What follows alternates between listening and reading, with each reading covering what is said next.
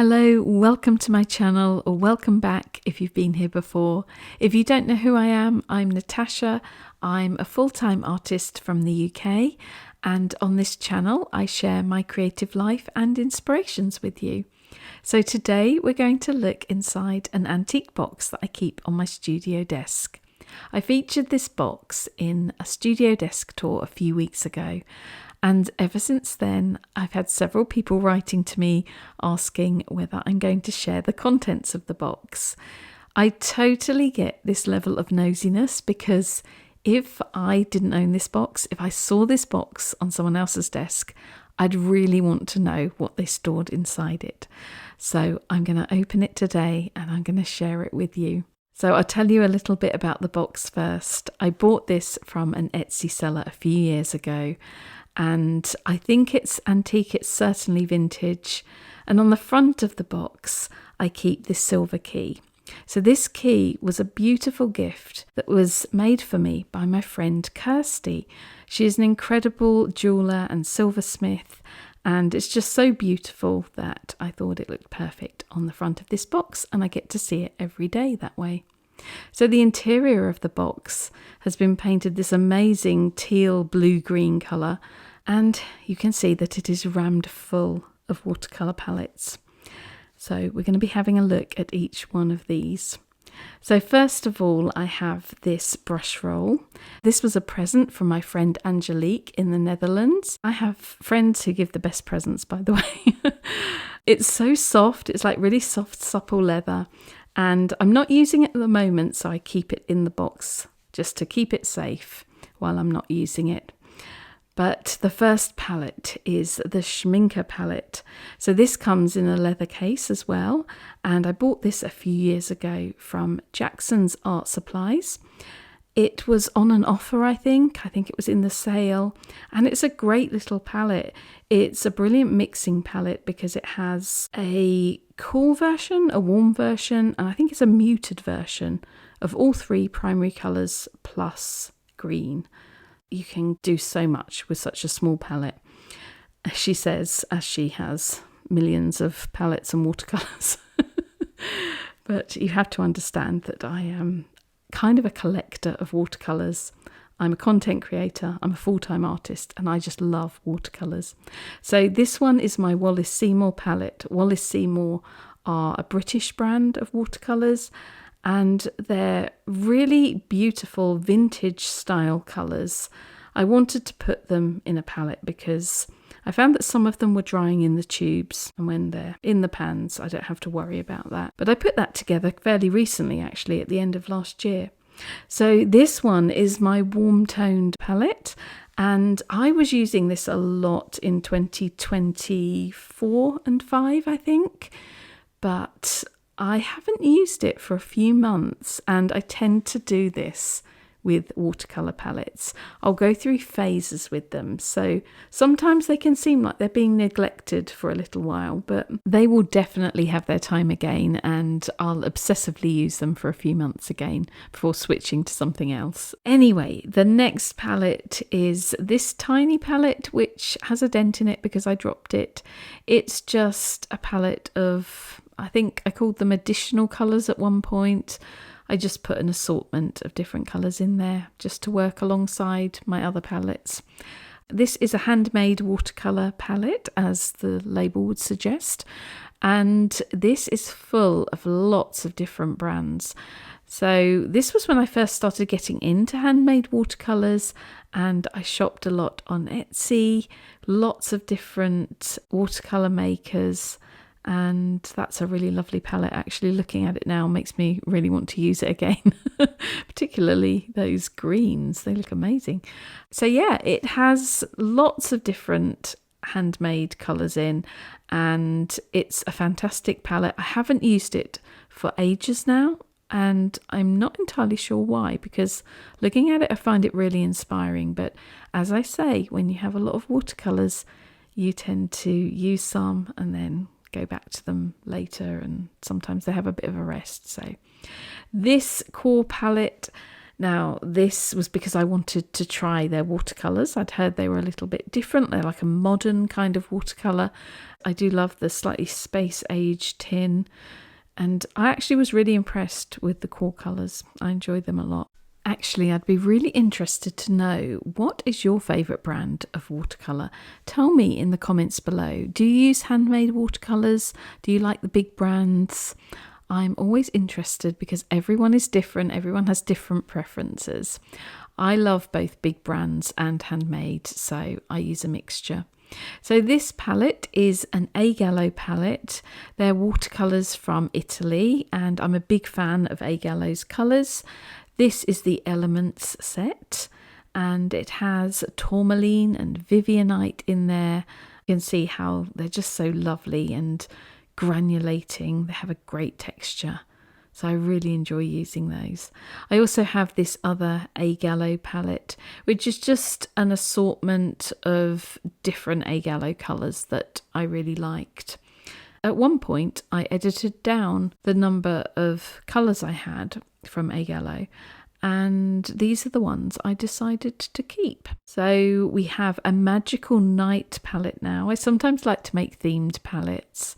So this one was for me to paint night landscapes with, and it has all sorts of lovely dark, slightly moody colours, and we also have some metallics in there too, because sometimes I like to add a little metallic moon in my paintings. At this point, I should probably say that these aren't actually all of my watercolour palettes, but just the ones I'm currently storing in the box. So I do have some others as well. Please don't hate me. So this Crema palette, I believe these are watercolours from Germany, and I was just intrigued by this palette because it's a palette of whites, greys and blacks. So you have the warm greys and the cool greys. I like monochromatic painting, so this palette really appealed to me. I think it's one of the more unusual palettes I have. I really like it. Okay, this one with the bird sticker on the front is actually full of colours by Arcar Creation. You can see they're just so rich and pigmented and vibrant, gorgeous colours. And I used this quite a lot at one point. I haven't used it for a while, but looking at it again, it makes me want to go back and use it again. And I'm sure I will at some point. It's just that at the moment I'm busy working from other watercolour palettes. Okay, so I think we're on to the Gansai paints now. So I went through a real phase with these, and these 3 sets are themed sets. They're 1960s, 1970s and 1980s, I believe, and they were from Choosing Keeping in London. And they're really interesting paints because they're kind of like a gouache paint, but you can use them like a watercolour as well. So they're very versatile. The only thing that puts me off from using them for finished pieces of work is because some of the colours aren't light fast, I believe. So I tend to keep these just for sketchbook work, and I haven't used them lately, but I am super inspired to use them. I keep coming up with ideas for them. So actually after filming this video, I kept some of my Gansai palettes out so that I will actually use them. So these ones are Shadow Blacks. They're quite an interesting set as well.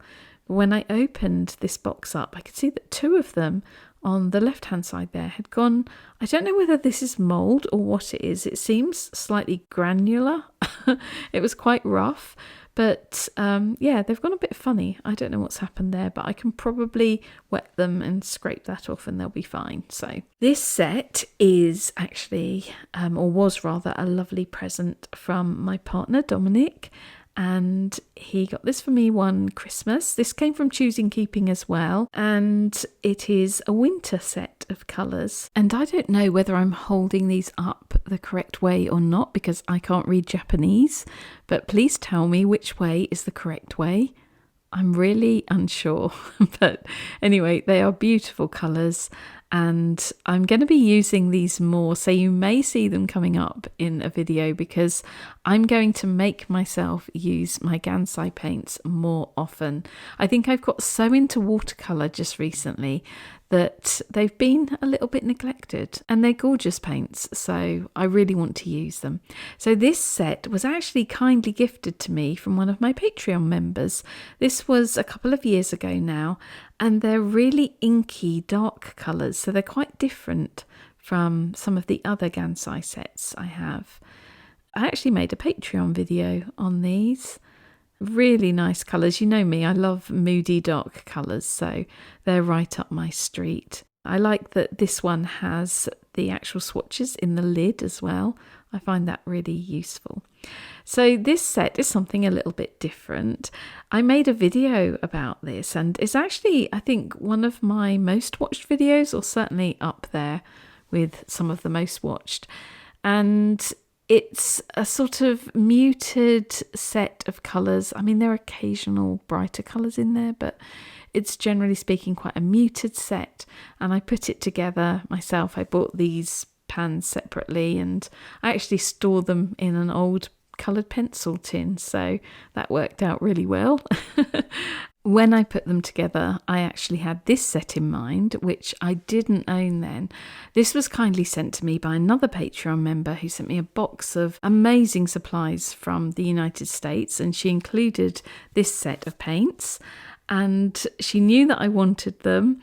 By that time, I'd already put together my other muted colours set that was kind of based on this, because I couldn't get my hands on this set anywhere. Everyone was telling me that they felt like this set had my name written all over it. And so I tried to get hold of them, but I couldn't. So she sent me these. I actually have never used them because I felt like it was so precious, and I'm sure that some of you do this, where you hoard certain supplies because they're so precious to you, you don't want to use them. Well, it's completely ridiculous, and I'm trying not to do that anymore. So I've left this set out, and I'm going to make myself use them. I'm going to enjoy using them, and I can't wait to see what I can create with this, because the colours actually remind me of kind of Bloomsbury, Charleston-esque kind of colours. I think they're really lovely, and I look forward to sharing that with you. Okay, so we're at the end of my watercolour box tour. I hope that you enjoyed that. If you did, please can you give it a thumbs up or hype the video? Maybe leave me a comment. I love answering your comments. I try to answer as many as I possibly can. And if you haven't subscribed to my channel, maybe consider subscribing as well. Okay, I'm going to go, so take care. Stay creative, everyone, and I will see you all again soon with another video.